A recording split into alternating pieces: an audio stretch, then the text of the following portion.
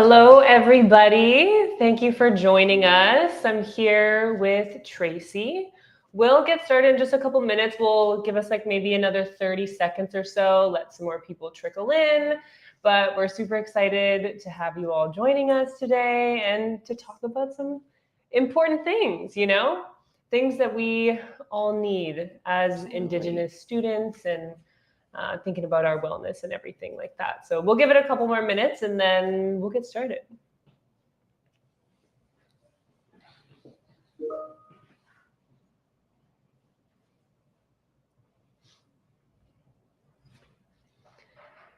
So today is an exciting day. We are here with Indspire for our tea time. And so it's good afternoon from Treaty 13 territory. That's where we're signing on from. But good morning if it's still morning wherever you are across Turtle Island.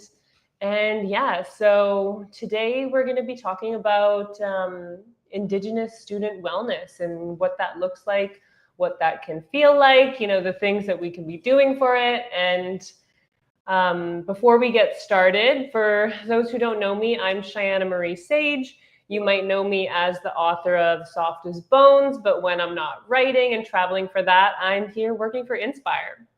And so part of what I get to do is having amazing conversations with my colleagues and different Indigenous folks from across the nation.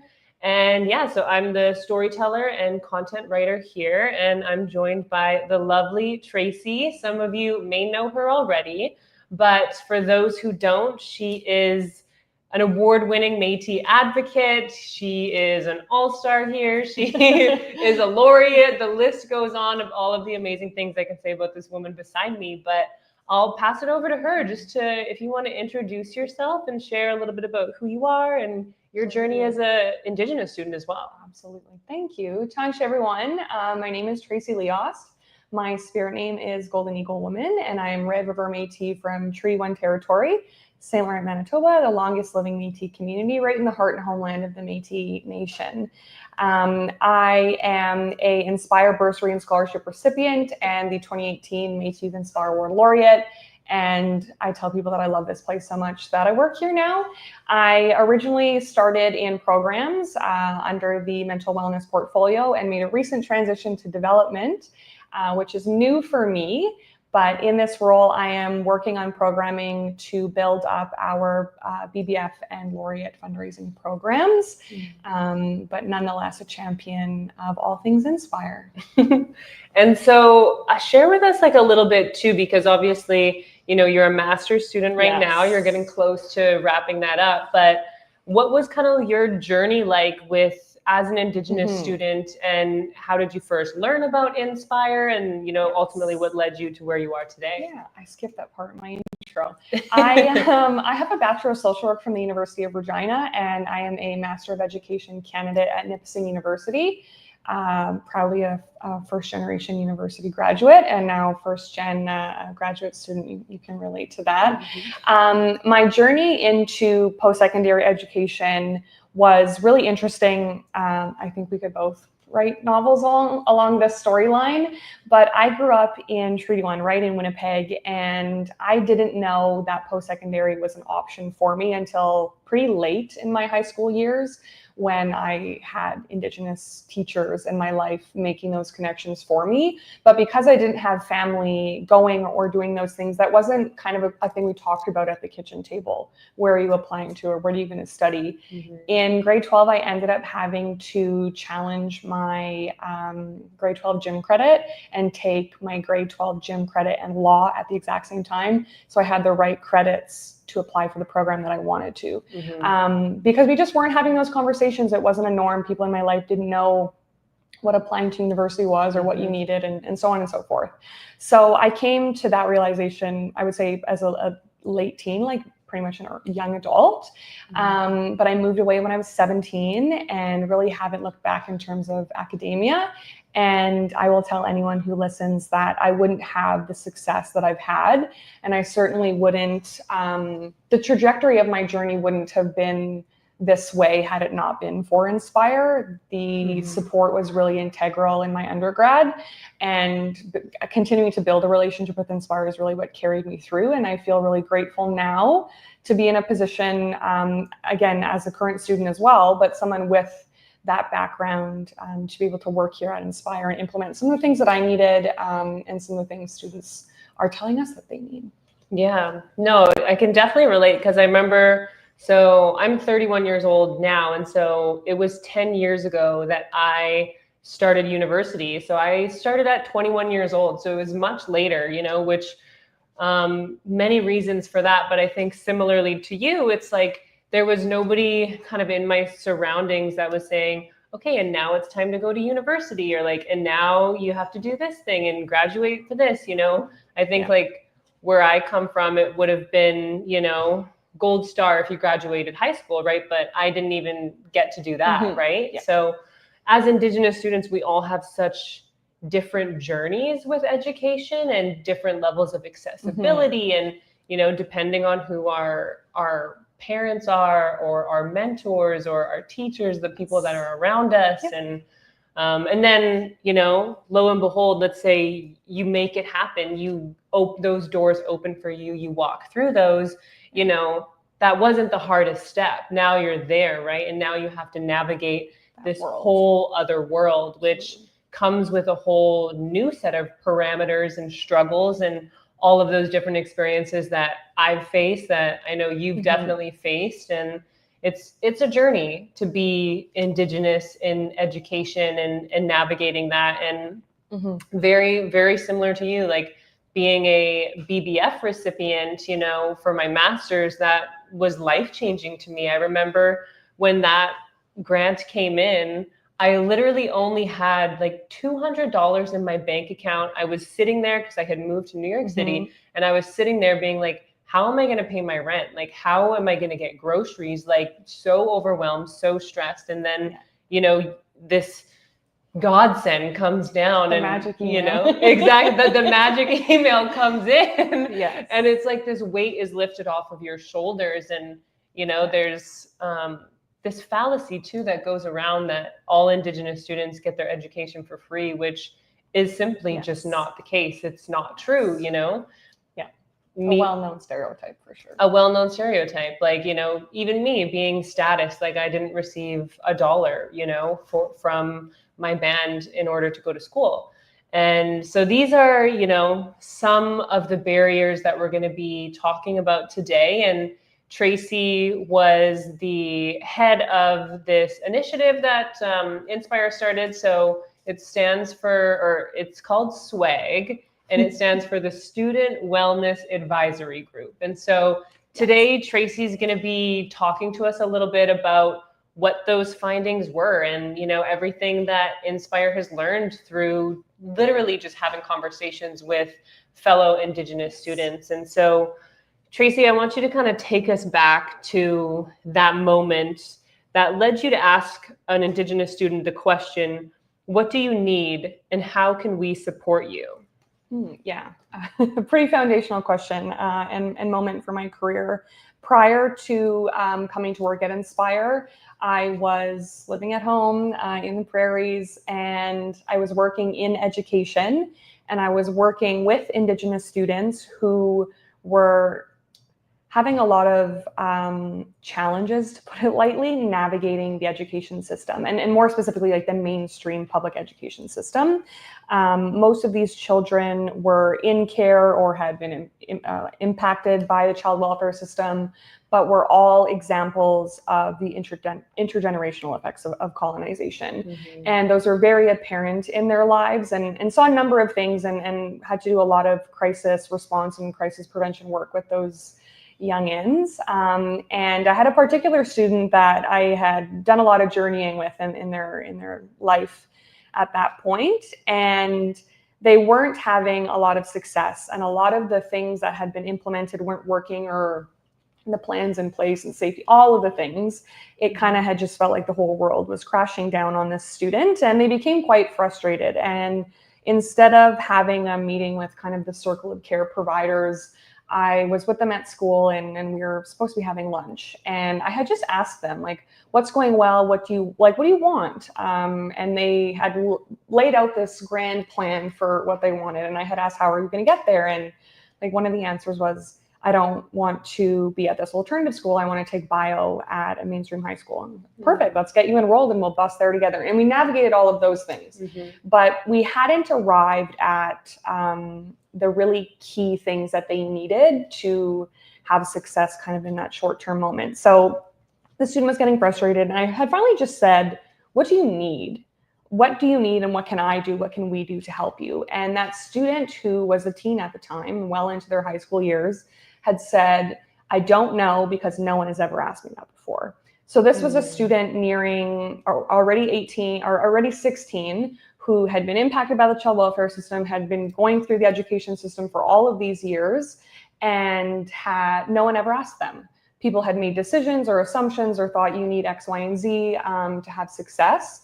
So that pivotal moment for me was really important early in my career, about understanding what it meant to give students, children, Indigenous people, autonomy and self-determination over the things that are happening in their life. It's really easy as Indigenous people, I think, to sometimes feel like a lot of things are out of our control. And it felt important to allow students the opportunity to have control over choices that were being made for themselves. So that really pivotal moment for me shaped how I would then continue with that kind of perspective and like scope, I would say, or approach in my work, but was really pivotal in the creation of the Student Wellness Advisory Group and how we had success in doing so. Yeah, and that kind of, pivots sort of into my next question, right? Which is like, what is SWAG? What is the Student Wellness Advisory Group? What was the aim? What did you do? Yeah, how did you go about it? So the Student Wellness Advisory Group, SWAG, was created to understand the mental wellness needs of Indigenous students in post-secondary education. And to be a little bit more specific, we weren't looking at identifying how institutions, post-secondary schools were failing, what they were doing wrong. We really wanted to know what is working for you, what is not working for you in terms of students and their needs. What do you find yourself looking for? What would you find yourself coming to Indspire's website and trying to find? Or what could we put in place to better support you? What would you recommend to a friend? So those things weren't they weren't these massive systemic or systematic changes we were looking for. We weren't talking about undoing and building something brand new. We were wondering, what did students need and how could we meet them halfway? And through over a period of months, our students, 10 Indigenous post-secondary students in a variety of different levels of their education and a variety of different backgrounds, came together with 2 elders and knowledge keepers, our Inspire team, and some of our mental health partners. And we had 3 virtual sessions, 1 in-person session. And we asked the questions, we had some dialogue, storytelling, we came in person, we reviewed things that already existed, made some changes, heard their stories, allowed them the opportunity to, when I say build, I mean build out what would a support look like for you and how could we achieve that.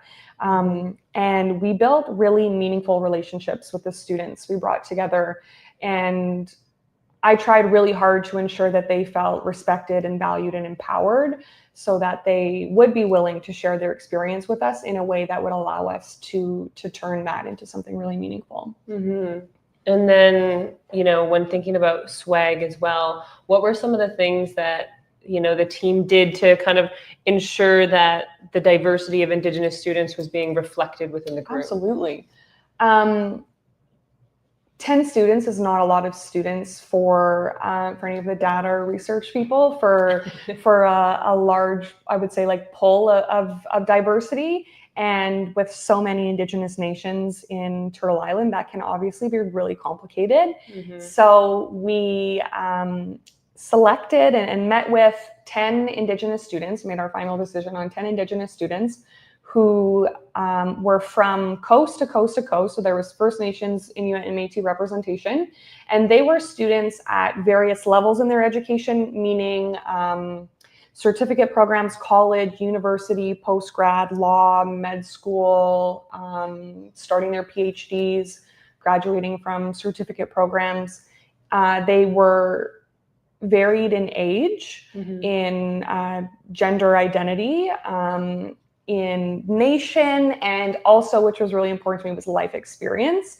We had someone who had just graduated high school, and we also had a cookum on the call who was wrapping up her Master of Social Work and was a mom and a cookum, and actually had custody of her grandchildren.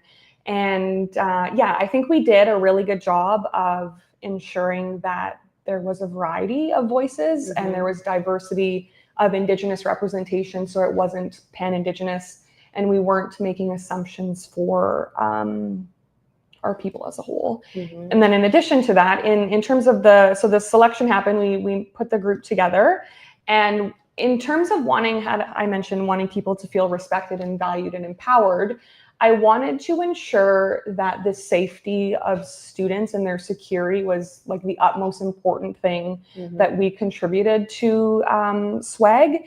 So while in the report, the students and elders and knowledge keeper and staff who participated is, it's there, you can read about their bios, you know who's a part of the group.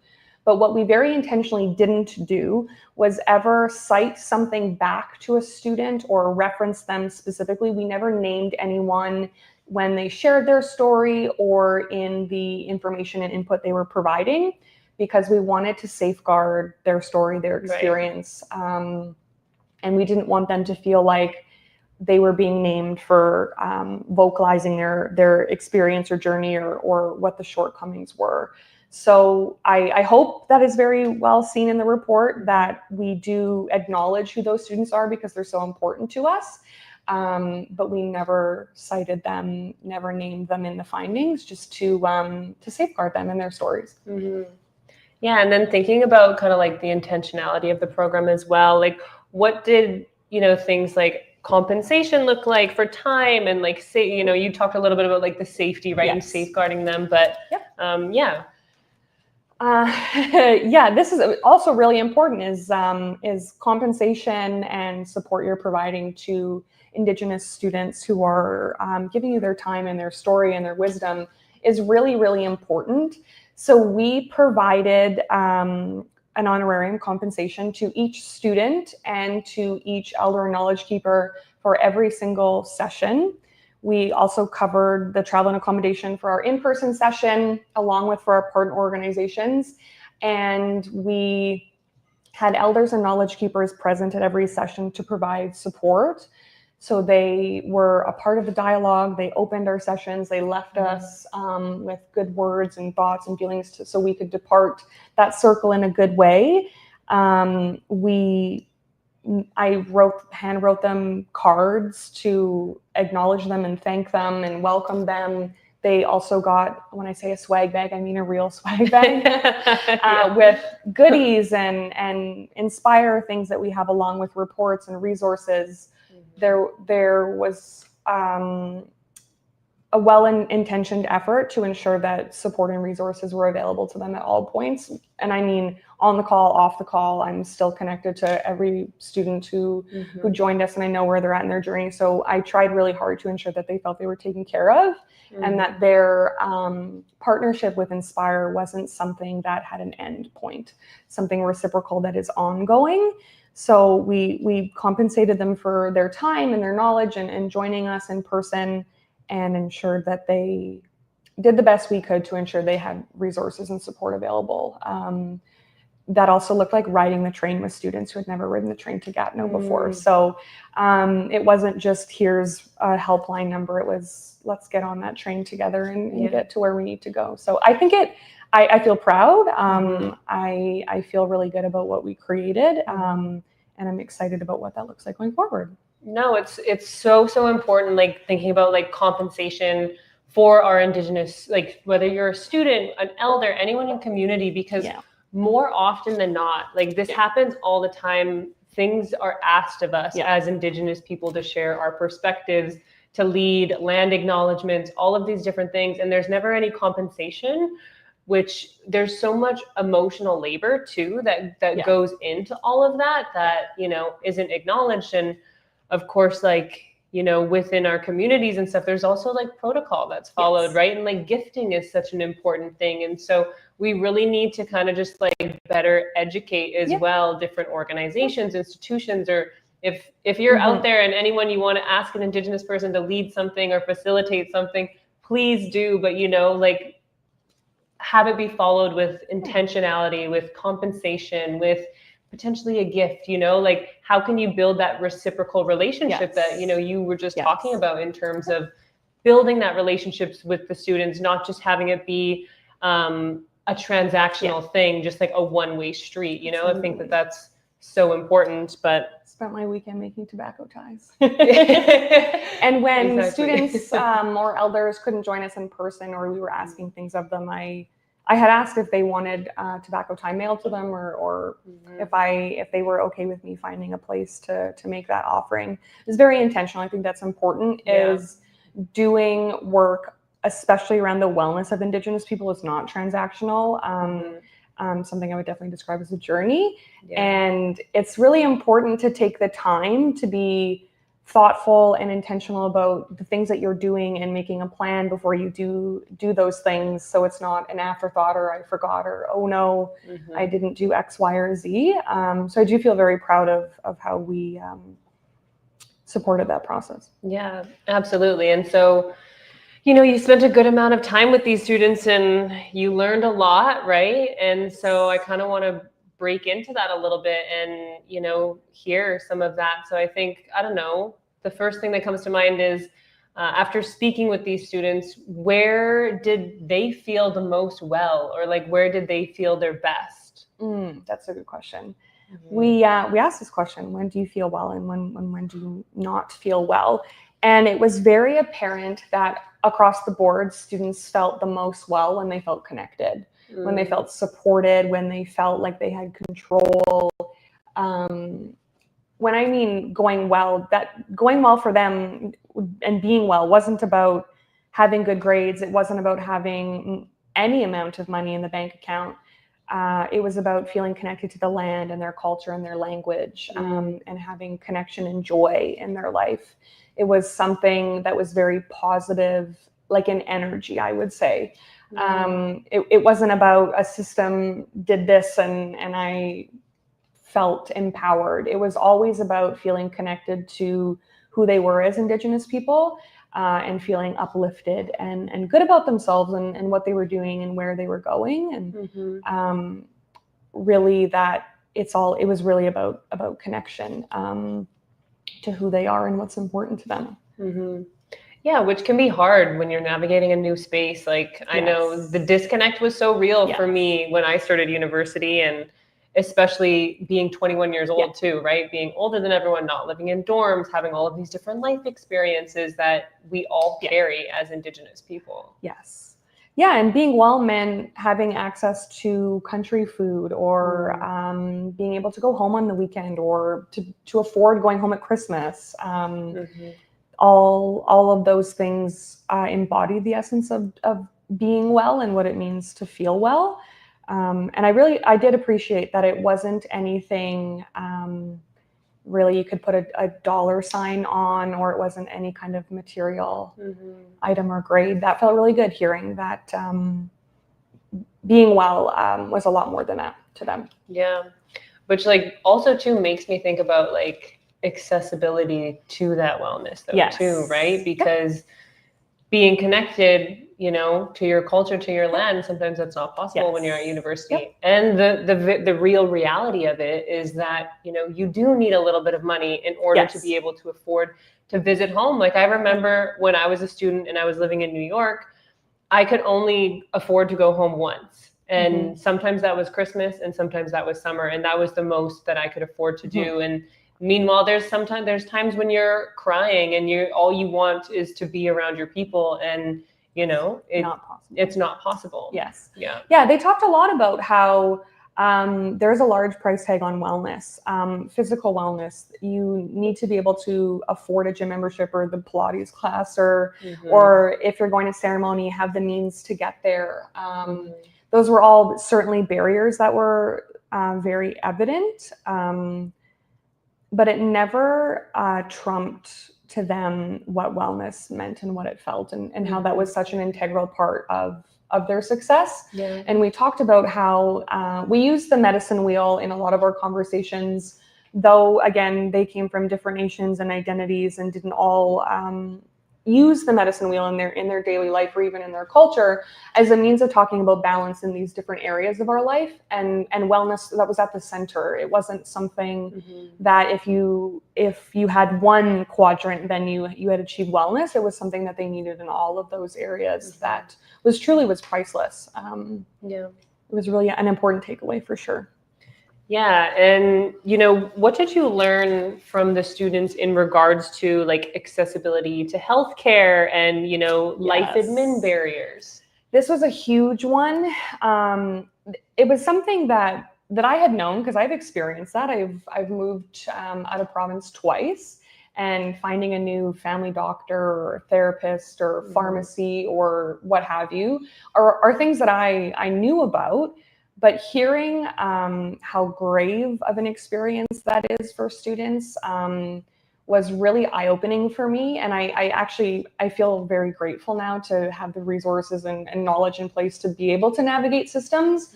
But it was very apparent again across the board that if you are a first-generation university student, if you are relocating from your community to an urban setting or moving to your university, how challenging it was to navigate a health card, a family doctor, a therapist.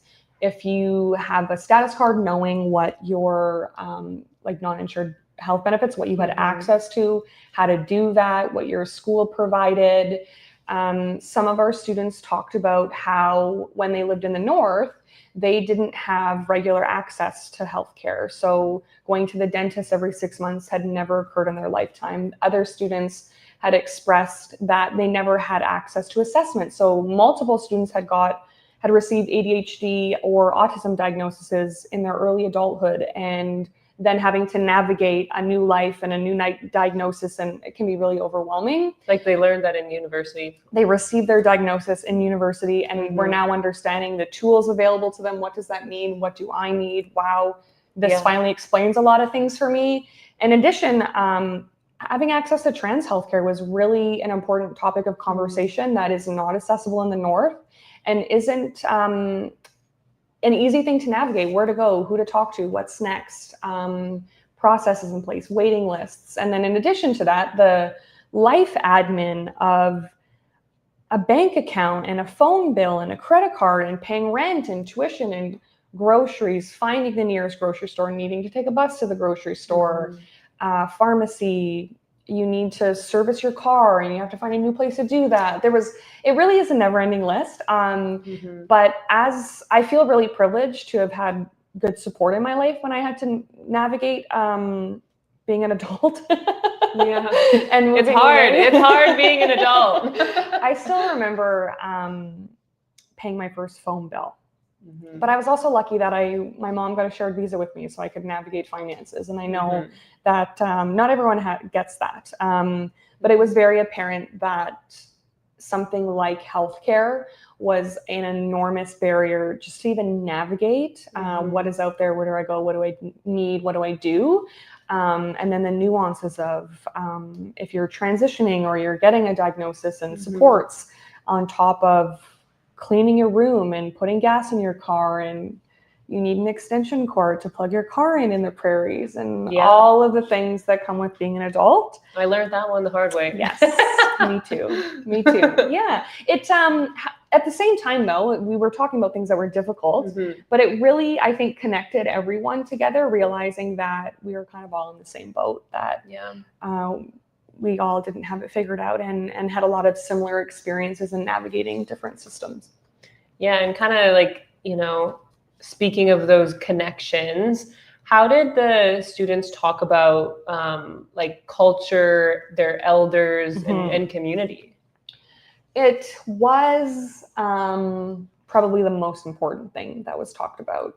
It was not just a factor in their success, but the most important was having access to land, elders, language, ceremony, knowledge, connection, and not even in terms of like, I remember how important it was for me to have access to go to a sweat. And I had a car and I had to drive and all of those things. But how important it was just to be able to go and sit and have tea with an elder. And it was challenging when you couldn't have those connections with your direct homelands or your community if you were living away. But students did talk about how elders on campus and access to cultural programming and community-based practices were the most important part of what they had described as wellness. And it isn't something that they could have gone without. Yeah, no, absolutely. I remember like even at the University of Alberta, we had like the Indigenous Student Services Center. Yes. And once a month we would have like Stew and Bannock Day. Yes. And even just something as simple like that really went so far. Like I remember like being able to go to school and like have bannock. And even though I was like young and shy and nervous and like scared to socialize with people, like I still went, and it still really had such a strong impact. But, you know, so how do we begin to like think practically in terms of centering Indigenous joy in wellness programming? Yes, that's a great question. This was, I was really proud that this came up with the students, that we're at a time where we are on our journey of truth reconciliation. 10 years has come, and institutions and communities and organizations are doing the work.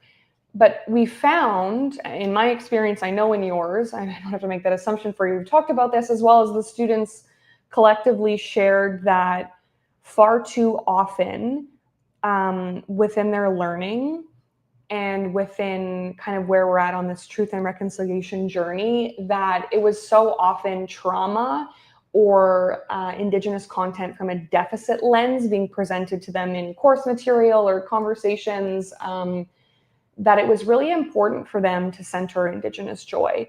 And that in addition to people around them desperately needing, like we and continuing the work of learning about colonization in residential schools and the 60s scoop, intergenerational trauma, and readdressing those things, it was equally as important to talk about Indigenous joy and laughter and medicine and connection and your aunties and your cookums and braiding your hair and the good things that don't outweigh what has happened to us. So students expressed that one thing they needed more of was Indigenous joy, and not from themselves, but from the people and the systems and the things that surrounded them as students, which can be really easy to lose sight of when you're trying so hard to get it right, and follow commitments and stay true and not be performative. It can be really easy to get caught up in the negative or the harm or what has happened. And students really talked about how important it was to have a place on campus to go and have bannock and stew and tea and laugh. I remember it might have been my second year, the Indigenous Student Center had a pumpkin carving competition. Nice. It had nothing to do with being Indigenous. I mean, like, people did carve teepees and all kinds of things, bison head and whatnot on our pumpkins, but it wasn't about being Indigenous. It was about coming together and just experiencing joy and not studying or stressing. And that's really important, is taking off the heavy and centering joy is a piece again of that puzzle of wellness for them, and what it means to be well meant having Indigenous joy in their life. Yeah, because I think, and not like wrongfully so by any means, but I think like collectively as people and even like as a country, it's been like of a corrective mindset, right? Like how do we make things better? How do we reconcile, right? But you know, now we're entering into a different time, and like, yes, there's needs to be that reconciliation, trauma-informed things, but This woman I know, she's putting on, like, instead of a trauma-informed symposium, it's actually like a healing informed, so just like those reframing things. So kind of thinking about, what the students were saying and what you just shared with us, what does, instead of like a reactive approach, what does a proactive student-led system look like on, day to day? Yes. In the most, like, the simplest way to put it was asking students first what they needed, not creating a plan or a strategy or an action plan and then having students consult on it. It was preventative was about students leading that conversation and students having the autonomy to decide. They talked about having time and not time for school or academics. And they really actually talked about the difference between Western concepts of time and Indigenous ways of knowing and how that really varies. But students needed time to go home and they needed time to grieve. And then they also needed time for schoolwork. And that obviously is a different experience for Indigenous students in terms of our realities, but they needed control and determination over or what that looked like, and having the ability to be a part of creating the plans and the resources and the systems they needed, while also weaving in culture and song and ceremony and opportunities for folks to engage in medicine walks or ceremonies or medicine picking or tea and bannock and beading, anything. Drum making. Exactly. It was, I would say, I would call it a braid. It was a part of that braid, and that you couldn't have the whole braid without one of those pieces. But most importantly, students talked about being the driver of those decisions, and not being an afterthought or having folks assume what is best for them was the most, I think, preventative piece. Yeah. And, thinking about everything that the students have shared and, all of their thoughts and learning from them, if, thinking kind of about the implementation now, like how can we take what we've learned, right, and implement something? If a campus could do 3 things this term, let's say, what should they start with? Boy, 3 things this term. The first would be, I'm going to think about this. I would start with asking, like I just mentioned, asking Indigenous students, meeting with Indigenous students, creating an advisory or a group or something, maybe in addition to the Indigenous Student Center on campus, having students a part of that, or having students provide input to their student center. There's so many different things. 3 things. I would say, in terms of Indigenous joy, students talked about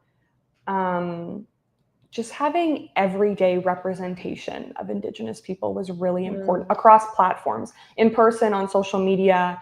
While it is so important to have people online, let's say, in spaces of influence and Indigenous people in those spaces, it was equally as important for them to see everyday Indigenous people from various walks of life going to school and working and sharing their stories. So I think that also translates to just like connection in that visibility and diversity in that. But I think the third would be opportunities for connection. And that doesn't have to always be pre-planned in terms of a program or an initiative. Students talked about how some of their schools had like a couch cousins or campus cousins programs where it was just like people came together and you could ask questions and hang out and want to be bannock and tea or beading, but it didn't have to be a certificate program or trauma-informed training just to bring people together. But it was really important for Indigenous students to have opportunities. And I'm not talking about one powwow per school year or Indigenous inclusion at your graduation. We're talking about consistently throughout the school year having opportunity, and even outside of the school year, opportunity for Indigenous students to feel connected in a variety of ways. Yeah, and I feel like a lot of that, there needs to be collaboration between faculty and staff with students. Yes. And so how do we build, the trust between Indigenous students and staff and faculty? Yes. I would say from experience, my own experience, and also being a part of SWAG, is having staff or admin or faculty really approach this humbly. These don't have to start with very formal meetings. It can start with showing your face in the Indigenous Student Center, showing up at the meeting night, even if you're busy grading or you have a meeting or something to attend that evening on behalf of your institution. To show up is really important if you're going to build meaningful and long-lasting relationships with your Indigenous students that will have a positive impact on everyone else.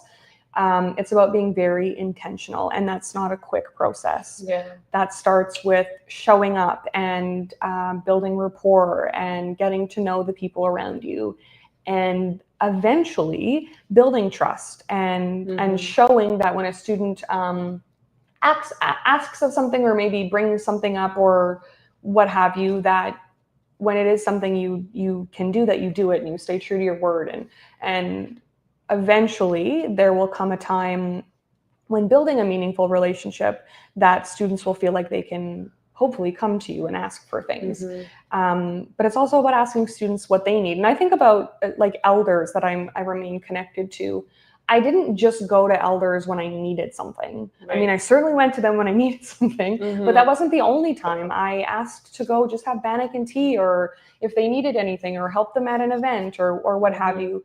So I approached that relationship in ways that wouldn't just benefit me, and help create meaningful relationships. So I think that's the most important, that if you want to get to a place where you can action these items and create really impactful relationships with Indigenous students, that then in turn lead to making a difference on campus or whatever in your classroom, for example, it really starts with relationships, and reciprocity is tied to relationships. Exactly. I think if you're being reciprocal in those relationships, what you give to a relationship comes back to you most times more. You get more than you give, and so on and so forth. So I would start there, and it can't be a premeditated, performative thing you come back to every 6 months on your strategic plan. It has to be very intentional. Yeah, reciprocity, it's like the most foundational, best thing that you can do, because so often it's like students are expected to show up and be their best selves, but it's like, where is that reciprocity? We need to ask our faculty members, our teachers, to be doing the same thing in return, right? Absolutely. There is an article, and I can't remember when it's written by. It's by Kirkness and Barnhart. I think it was in the 90s, and it's about the First Nations student experience in post-secondary. It's called the 4 R's, and the 4 R's are respect, relevance, reciprocity, and I'm trying to remember the fourth one. There's 4 of them, and it goes with that you can't have one without the other, that they're all conjoined and they all play an active role. And that's a really important way to embody Indigenous ways of knowing in your everyday life, in your relationship building. That then in turn has a really positive impact in ways that sometimes you wouldn't even predict. Absolutely. And so we only have a couple minutes left, so we do want to save some time if anyone has any questions. But just to kind of close this out, Tracie, what's kind of like one hope that you carry for Indigenous students this year, and maybe one invitation to institutions? Oh, that's a good question. For Indigenous students, I hope that as they navigate the year ahead, that the academic year ahead, where quite literally anything can unfold, life happens, that they find those ways to feel connected and remain hopeful. And I always want students to know that even if you don't see direct support every day in your life, that Indspire is a place that exists where Indigenous people work here towards continuing to create positive impacts, but that I show up every day with Indigenous students in mind, and that whether those students know I exist or not, I'm really rooting for them. And I hope that Indigenous students can feel that this year, whether directly or indirectly. Yeah. For institutions, I would encourage the very intentional planning. Like we're in September, the week for Truth and Reconciliation and Orange Shirt Day is approaching, and this shouldn't be the only time you pay attention to your Indigenous strategy, and to be very intentional and start your relationship building now.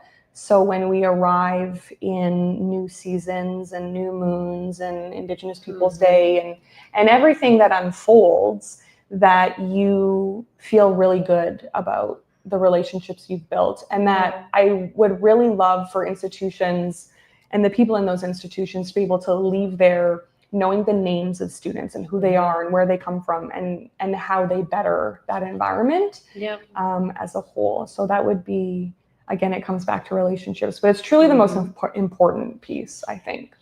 Yeah, and like not treating us like monoliths. Like I remember one of my professors in university, I was the only Indigenous person in the room, and she goes, "Oh, now who's that famous chief? Oh, Chyana, you must know." I don't. And I just look at her and I was like, "Do you mean Crazy Horse?" And she's like, "That's the one." Yeah, absolutely. Yeah, not treating Indigenous people that way for sure.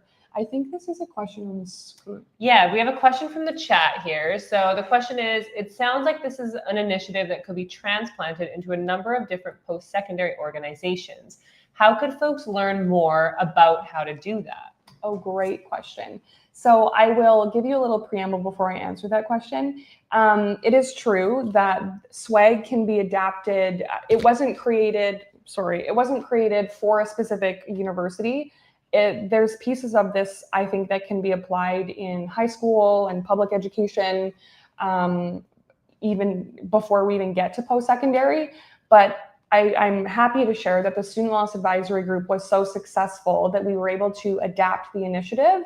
We took it to the University of Victoria, I believe it was in March, and delivered something called Pathways to Wellness and Indigenous Student Dialogue. And it was the same concept, but it was very specific to the Indigenous students at that university and helped create recommendations that that specific school could start to implement for their population. So to speak, this certainly can happen like that.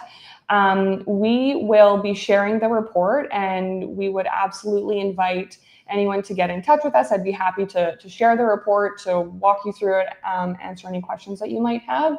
So that will certainly become available. Amazing. Let's see, I think we have another one. Can you share more about the storytelling aspect of the SWAG process and how it could be applied within Indigenous post-secondary programs, particularly those addressing mental health? Absolutely. Last night I was reading Joanne Archibald's Indigenous Story Work book, and I would absolutely highly recommend checking that out if storytelling and story work is something you want to incorporate in your process and your teaching and your approach. And it's certainly something that can really uplift mental health and mental wellness. In terms of storytelling for SWAG and its process, I told stories, students told stories, elders and knowledge keepers shared stories. And in doing so, it created a feeling of connection where then students felt compelled to share their story or to open up a little bit more. So it really created a sense of comfort. And at some points, multiple points throughout the whole process, it kind of felt like I was having lunch or tea with a friend or an elder, and we were just connecting. And while we were still working towards really important things and outcomes for the process, we were again building those relationships. So I think that especially for Indigenous people where oral storytelling is so important, that can absolutely play a key role in addressing mental health and making connections for folks, and essentially can absolutely tie back to that feeling of connection that students spoke so highly of. So again, I would absolutely read Joanne Archibald's Indigenous story work because it can be applied in so many different ways. Yeah, and I think too, like at the heart of sharing stories with each other, that's the foundation of trust building. You know, it's like even me coming on here today, sharing some of our stories with you guys of our experiences, you know, creating those open lines of communication is really so imperative when it comes to building trust, which in order to have collaboration, you need to have trust with one another. And so we have one last question here from the audience. And what was a personal lesson that you took away from the experience?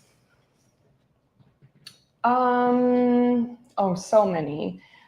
One thing I think about often, and I would say I've actually done a lot better with, was never, ever, ever losing sight of how important it is to show or make an effort to stay connected or to show kindness. And you're probably wondering, what on earth does that mean? But how important it was for students to show up and have a handwritten note, or to have a tobacco tie, or have someone continue to reach out to them after the fact. That lesson of putting in the effort to make people feel good is something I have now not only reserved to celebrations and birthdays and holidays and graduations and what have you. On a pretty regular basis now, it's a routine to think of like, how can I make someone else in my world feel good? Sending a text, sending flowers, sending a note, just doing what I can and what I have the means to ensure that the people around me know that they're not alone. And I think that goes a really long way, and probably even more than I had originally imagined. But that personal lesson is also then translated into my professional life here at Indspire, and also in community, of making sure that I'm doing everything I can to make people around me feel good. Absolutely. Well, that brings us to the end of our live session with you all today. We want to thank you for joining us. This will be the first of many, so get ready, stay tuned. And see you next time. We'll see you soon then. Take care. Bye.